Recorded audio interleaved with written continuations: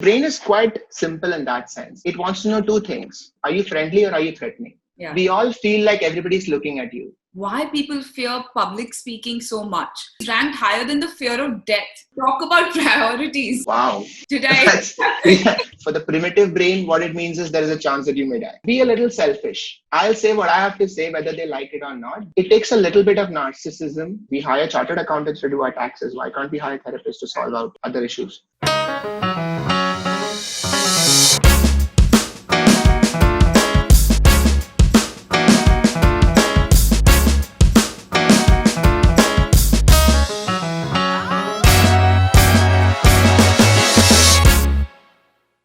hi everyone, and welcome to Mentor Mondays, your safe space to learn, transform, and grow. With this series, we aim to create a direct dialogue that allows budding professionals to deep dive into the minds of young achievers. I can't be more excited to introduce today's mentor because he's a neurologist who's on a quest to combine his love for neuroscience with his love for poetry to help common folks like us understand basics of human behavior. To me, he's a gatekeeper of genius, and I'm sure after this video, he will also be the voice inside your head. So please help me welcome not only yours, but my mentor for the day, Dr. Siddharth Warrior. Hi, I'm so excited for you to be here because to me, you're somebody who holds the keys to the kingdom and can help all of us unlock the mystery that is the mind. So what I would need from you is the neuroscience behind the following topic. First, what is a personality and can it be trained? Second, what are the causes of stage fright and how can one become a better public speaker? Third, how important is body language in communication? Fourth, what are 4 destructive habits that we as a generation are doing that is curtailing our growth? And fifth, why is our corporate world today plagued with anxiety and burnout syndrome? So without further ado, help us deep dive into our own minds, Doctor. And please explain, what is a personality actually in our mind? How do we form it? You're starting off with one of the trickiest questions that you can ask. Because the easy way to describe it is the personality is the sum of all the things that you are. Mm-hmm. So this is predominantly under the field of psychology. And what I like to do is to sort of try to make sense of how that fits in with the neural networks of the brain. So roughly, what personality means is you put together the core areas that form who you are. So that is your behavior, so the way you behave in different situations, your thoughts, so the way you think in different situations, and your emotions, so the way you feel in different situations, right? So the way you think, the way you feel, and the way you behave. You put these 3 things together, you sort of come to what your personality is. These are called as personality traits. Right? And in general, personality traits are considered when these are enduring patterns. So these patterns don't change. So if you have a mood swing and you are thinking something unlike your personality for one day, that doesn't become your personality. It has to be enduring. So this is one way to look at what creates your personality. Right. And what's interesting to me as a neurologist is how there are different areas of the brain that contribute to these 3 things. Right. So what decides the way you behave? Where do you think from? Where do your feelings come from? They're all in different parts of the brain, but they all just merge together seamlessly and gives you the impression that you are this one whole person. Right. Yeah. But what I would like to understand is at Mentorica, you know how people say that he has a bad personality, man, or he has no personality. So nobody can be born without a personality, right? No. But we believe that since it's recurring patterns, that there is a trained personality and an untrained personality. Can you actually train somebody to alter certain patterns of the personality traits, so to speak? Yes, I believe that we train our personality all the time. It's nothing new. Like any other neural network, the younger you are, the less formed your neural network is. So just like how it's easier to learn swimming when you're a child, it's easier to learn cycling when you're a child, it's easier to learn a new language when you're a child. Similarly, personality is just a set of responses. If somebody tells me this, how do I behave? That is a response, just like swimming is a response. But those responses are easier formed in children, and the higher up you go, or the older you grow, those earlier responses become like the base on top of which new layers are formed. Mm-hmm. So you can imagine it as a sort of a building, right? So by the time you're 30 years old, you've built 30 floors. Now, if you want to change the second floor, it's possible, but think of the reconstruction you'll have to do. Lay a So, better foundation. yes, then it is technically possible. It's not easy, but it's possible. Perfect. And I also wanted to understand why people fear public speaking so much, right? Because public speaking technically is ranked higher than the fear of death. Yes. And talk about priorities. Like, what is the. because in your brain, both public speaking and fear of death are sort of the same. It's just the fear of the unknown. Yeah. Yeah. So your brain is not going to differentiate between different things that can kill you. And initially, when you are standing in front of a huge crowd, your brain interprets all those signals as a threat, that I am not in control here. And if you are not in control, for the primitive brain, what it means is there is a chance that you may die. Now, of course, we know that's not true, but it takes time to convince your brain that, listen, Yeah. nobody is coming to kill you. I'll give you an example. You are sitting with your friend, you're talking, you are saying things, and you are picking up cues from that friend's expressions, voice, response, and you are responding back. That's how a conversation goes. You have no fear, no anxiety. You don't have stage fear then. Mm-hmm. But, and you could talk to 100 friends like that. Yeah. One by one, and you would be perfectly comfortable having 100 one-on-one conversations. We do that all the time. You put those 100 people in a crowd, and you give yourself a stage, and suddenly your hands are shaking, you are sweating. Why is that? You're talking to the same 100 people, but suddenly your brain is now doing the same thing. It's trying to pick up cues, but suddenly there are so many cues to pick up on, and it's all getting hazy and mixed up, and there'll be some people laughing, some people who look disappointed, some people who don't get it, and it's like static, in your brain. It's like you can't get a clear picture. It's like you're driving through fog, and you get that sense of what is happening. I can't control myself. I'm not able to get a clear picture of what I'm dealing with. That triggers anxiety, that triggers fear. Right. And then it just spirals on. Right. Is there a hack that, since you're a poet as well, so you actually and won like your poems have actually won awards, and you've been on stage and you do open mics around that. So is there a hack as a person who's a neuroscience and a public speaker? The best way to get over it is, you keep trying, and it's okay to fail, because everybody fails a couple of times, the first couple of times. But it's important to focus on yourself.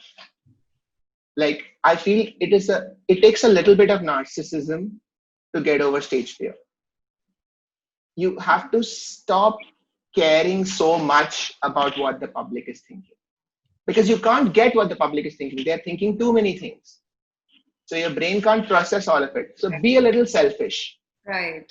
Be in your zone. Just, I'll say what I have to say, whether they like it or not. That sort of starts helping your. Yeah. One, actually a quote or a speech on this that I read was, you're scared when you feel like you're the center of their attention. But actually turn it around. They are the center of your attention. So Exactly. through that, you feel more in control. Exactly. And plus, narcissism helps in that. It's very weird, but I actually went through this phase where I realized that we all have some amount of narcissism. Yeah. We all feel like everybody's looking at you. Yeah. Even when you're on the railway station or you're trying to catch a flight, you think that everybody is looking at you, even if they're not. Right? And so, in a way, we are always performing. We are always picking up our bag in a way that, what if somebody's seeing me pick up my bag? Yeah. Yeah, it's like there is a movie going on in your head all the time. Yeah. So in a way, when you're on stage, that's the only time your narcissism is justified. Fair enough. So that thought helped me. That fine. Now finally I know for a fact that they are looking at me. So let's do what I do. Make the most of it. Make the most of it. Yeah, that's actually a fun way of describing it to everyone. So Correct. it actually becomes like a fun activity about Exactly. you and a chore. Like Exactly. How often do you get that when Yeah. everybody's so And how important, you keep hearing that it's not what you say, but how you said it, right? How important is body language? so our brain takes both of them equally. So it's literally like there are two parts of your brain, and the left part of your brain is picking up on the words, and the right part of your brain is picking up on the patterns. So both patterns between words. So the way you say things, what's known as prosody. So the tone, right? So if somebody says of course, and if somebody says of course, that difference in the tone changes from approval to sarcasm, and that is picked up by the right side of your brain. Similarly, body language. So all the little things, how somebody's sitting, how somebody is leaning towards you, all those things your brain picks up. And so your brain is quite simple in that sense. It wants to know two things. If you are in front of me, I want to know, are you friendly or are you threatening? That's basically it. Yeah. Everything else is add on, like you add layers on top. But are you a threat to me or are you not a threat to me? Yeah. Right?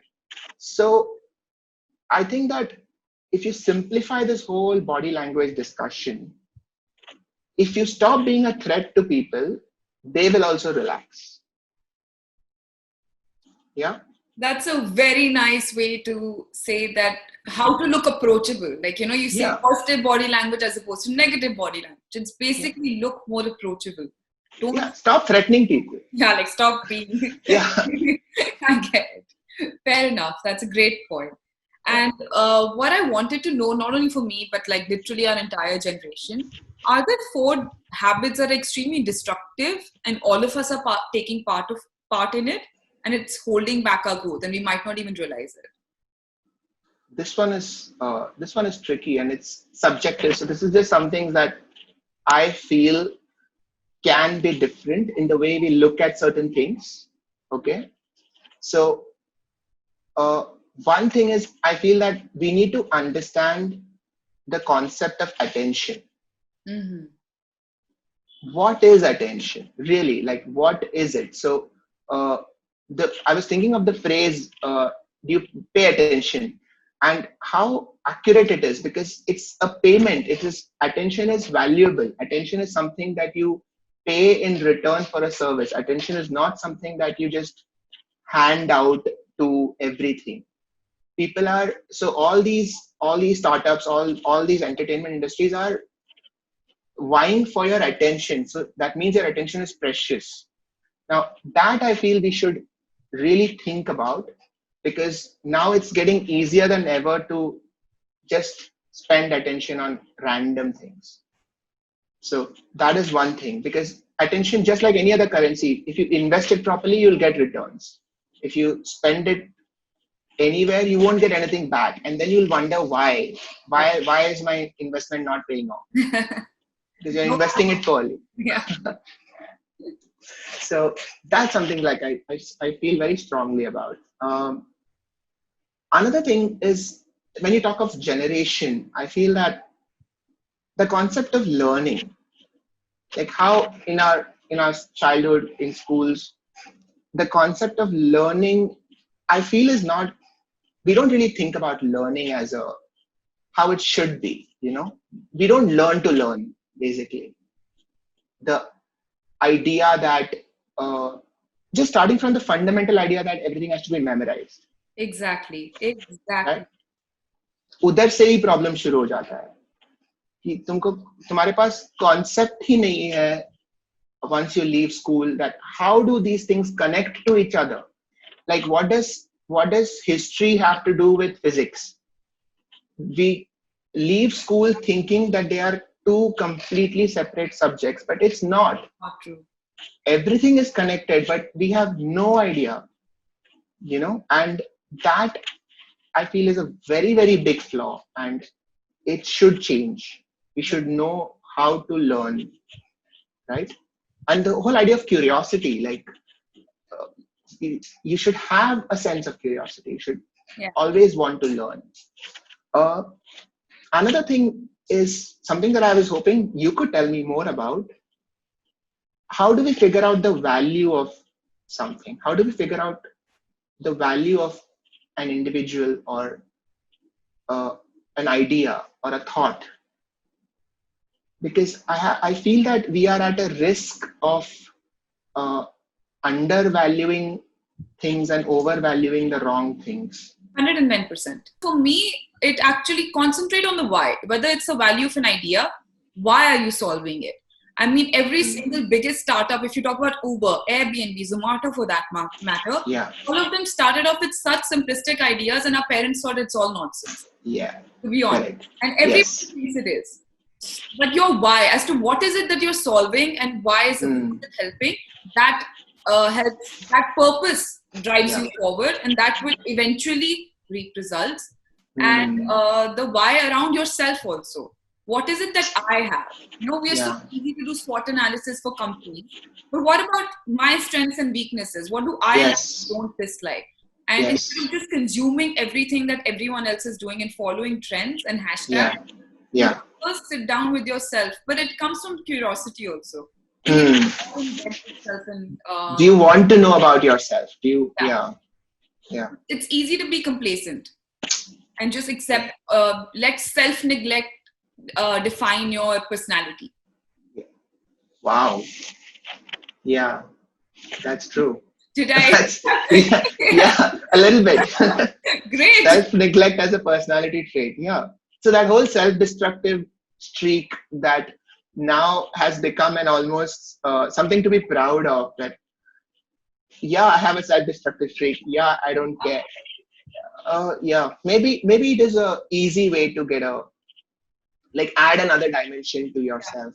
Great. That actually brings me to my next question.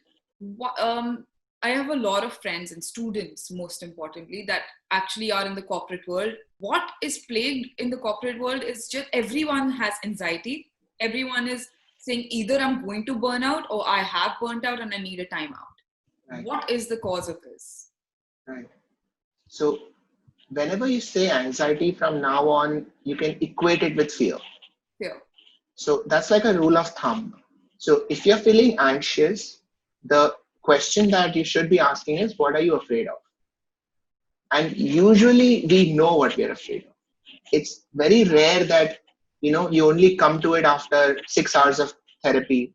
Usually we know what we are scared of. And as soon as we put it on the table, it becomes a problem to solve. Right? Until you don't put it on the table, it becomes like this vague thing in the back of our heads. But if it's in front of you, it becomes like another job that your boss gave you. Then your planning skills kick in. Then your personality kicks in. Then you can handle it. Right? Until it's behind the curtain, you can't handle it because you can't see it. So I feel that whenever any talk of anxiety comes in, first ask this question. What are you afraid of? Let it come out, deal with it, and then take it forward from there. Sometimes it's not easy. Sometimes it takes hard decisions. Sometimes it does take counseling. It does take therapy, and that's fine. It's absolutely fine. Like, we hire chartered accountants to do our taxes. Why can't we hire therapists to solve out other issues? But it's good if you know. It's good if you know where your money is going. It's good if you know where your thoughts are going. And you've been so good. And actually, I know that we've just scratched the surface with these answers, but it's at least a path in, right? Yeah, it's a path in. Yeah. So you've been great as a professional, but I would love for our viewers to get to know you as a mentor. So personally, do you have any daily habits or rituals that you do that ensure that your day is productive? Daily habits. So I wish I could say that I'm the most disciplined person. I really wish I could say that, but I'm not. So as far as my work is concerned, I tend to be quite disciplined, like get there in time and leave in time and all that. I mean, not leave in time. So in the hospital, there is no leaving in time. So when you reach, you can just reach in time, and then it depends on, how the day goes. But maybe because of that, maybe because my work hours are so uncertain, some things that I subconsciously picked up is how you need to note down things whenever you get them. They could be random thoughts, they could be things to do, so it's the way I see it, you're just outsourcing your memory. Right. Because I don't feel any sense of pride in saying that I remember everything. I don't need to remember everything. I have better things to do. Yeah. I need to remember things that I need to remember at that time. Perfect. And what kind of content do you consume? I want to know this. It goes all the way from like really things that I can very easily talk about here, like TED Talks and a lot of research articles and all of that, all the way to random sitcoms that will just go on, and I'm seeing them for the 100th time, and it's fine. Friends, Brooklyn Nine-Nine. I mean, it's just it's just comfort content, so I don't have to think about it. Yeah, perfect. It's like white. Yeah, it's white noise. Some recommendations I can do for people who are interested in neuroscience would be so there is a doctor called Dr. Oliver Sacks, and he's a neurologist, and he writes brilliant books. I mean, he has written a lot of brilliant books, and one of his famous ones was The Man Who Mistook His Wife for a Hat.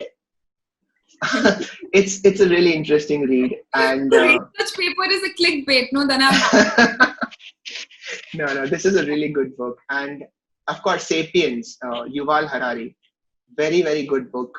Really opens your mind up. He does that. He connects all different fields and puts them into the same universe. So great. And now I'm going to take you into a section called the Rapid Five. Oh boy. Okay. So it's like a rapid fire, but our little take on it. I'm just going to throw 5 words at you, and I'd love for your instant reaction, or so it's a one-word reaction, or whatever you choose. Okay. Cool. Mind-blowing. Mind-blowing. Neurology, neuroscience, the mind. And mindfulness. Self-awareness, meditation. Fear. Consciousness. Okay, sorry. Fear, not knowing, lack of control. And born genius. Coincidence. Is there such a thing? No. So when you say coincidence, you mean so many things, right? So genetics, environment, upbringing, so many things. So of course, there are some networks in some people who behave differently from others. But until the day we know how to control it, it'll be a coincidence. Work from home. Oh, work from home. Interesting, challenging. Much more challenging than I thought it would be. I thought it would be just a piece of cake. I love it, but challenging. Yeah, like it's a learning curve. Yeah. And before you leave us, if you could give us a little mentor mantra. There is a line. It's not mine. I saw it on a YouTube video channel, and it says, anyone from anywhere can learn anything. I just love it. I believe it. I believe that we are all born with the same neural networks. It's just a matter of how you train it. So I'm a big believer in that thought. Thank you for echoing what I say all day. Man, I'm glad. Such a great note to end on. I hope you had a good time. I had a lovely time. For everyone else, just keep learning, keep growing, and please come back on Monday because I'll see you then. So, bye.